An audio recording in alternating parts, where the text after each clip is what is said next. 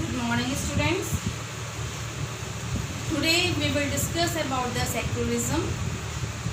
Secularism, that is the last subtopic of chapter number 17. My dear student, the word secular was introduced in the preamble in 1976 by the 42nd Amendment of the Constitution. In which year it was added? It was added in 1976 by the 42nd Amendment of the Constitution. What was the purpose behind it? The purpose behind adding this word in the preamble was mainly to reiterate. Reiterate means to repeat again and again that secularism was a part of basic ideology of India. The inclusion simply emphasizes that India does not have any state religion. So, what do you mean by the secularism? India adopted a strategy of separating the power of religion and power of the state. Separate the power of religion as well as power of state. So secularism refers to the separation of religion from the state. The Indian Constitution allows individuals the freedom to live by their religious belief and practice it. My dear students, the Indian secularism has two aspects. First, that every citizen of India is free to believe and practice any religion of his or her own choice. It means that every religious group has freedom to manage its own affairs. My dear students, in India, every citizen are free to follow any religion, whatever they want, without pressure.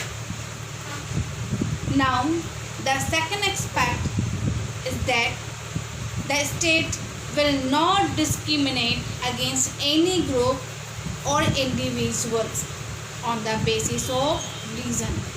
Government cannot discriminate. It means that our constitution observes strict impartiality towards all religions. It does not propagate any religion. As I already told you that India does not have any state religion or official religion. My dear students, there are so many examples found in the Constitution which prove the impartial attitude of being secular. Few examples as I told you. First example is preamble, and the second example we will discuss, that is the fundamental rights. Preamble. As you know, in preamble, the liberty of belief, faith and worship are written. Means preamble itself had assured liberty of belief, faith and worship. This has been included in preamble, which is an introduction part of Constitution. Already you know the preamble is an introductory statement of the Constitution, and preamble is also known as soul of the Indian Constitution. Now second, we will discuss about the fundamental rights. In fundamental rights, we will discuss basically two fundamental rights. First, right to equality, and second, right to freedom of religion. In right to equality, my dear students, we have already discussed about the right to equality, and I know you know very well that there are two provisions in right to equality. First, equality before law means every person are equal on the eye of law. No one above the law, whether he is prime minister or common people. Every person are treated equal according to Indian law.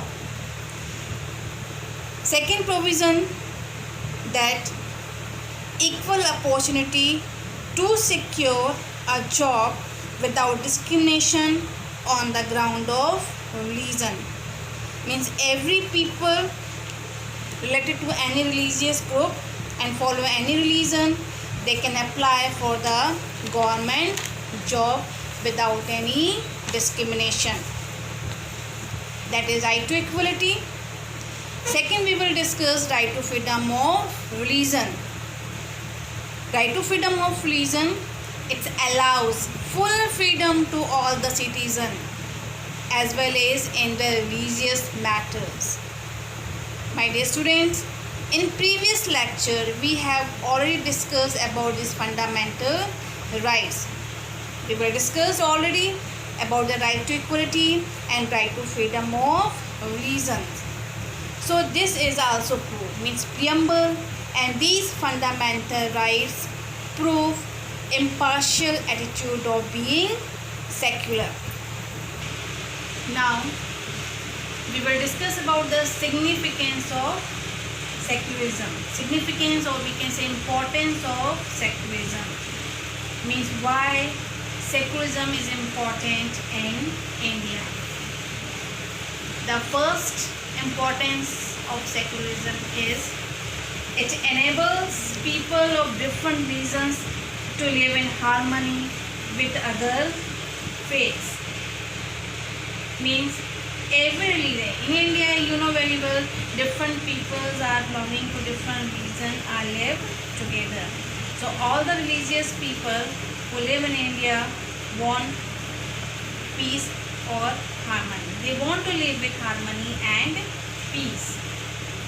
Now, the second importance of secularism is it is a part of democracy which grants equal rights. My dear students, you know very well about the meaning of democracy.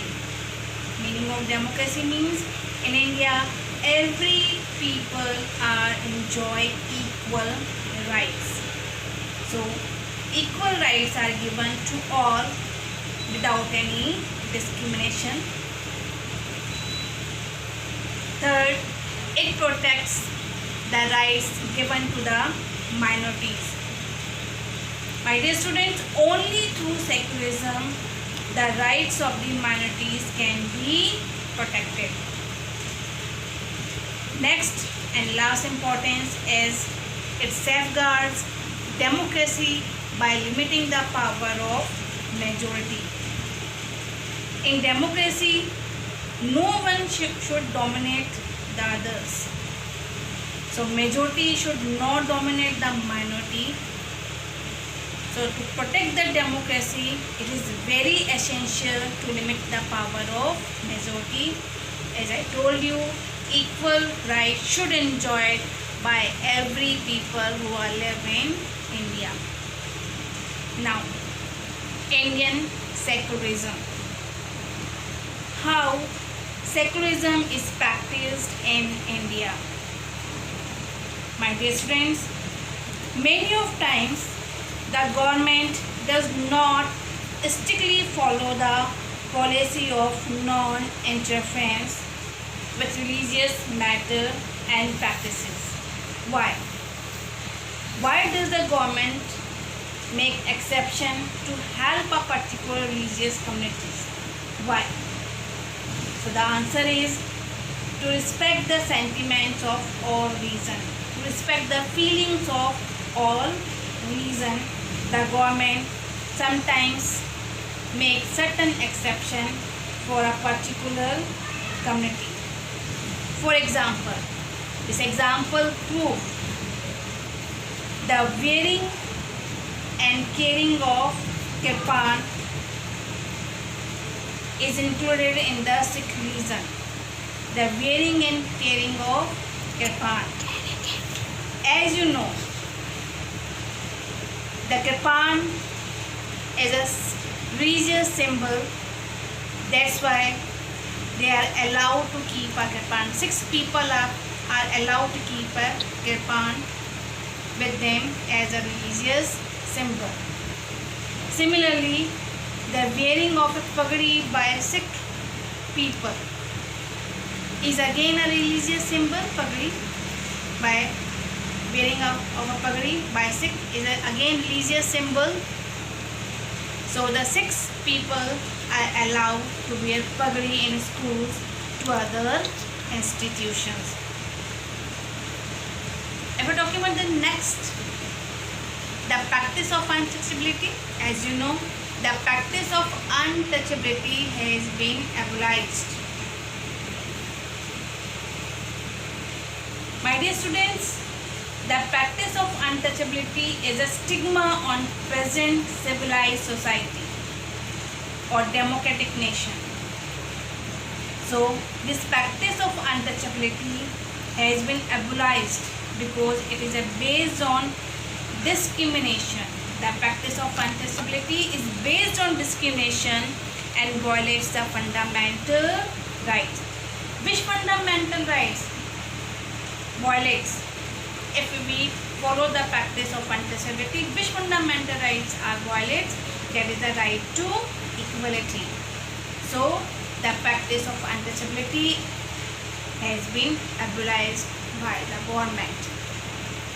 Now, similarly, the personal laws, some personal laws based on religion can also be amended through the state intervention if they go against the principle of liberty. If these personal law go against the principle of liberty, liberty means against the principle of freedom, equality or justice.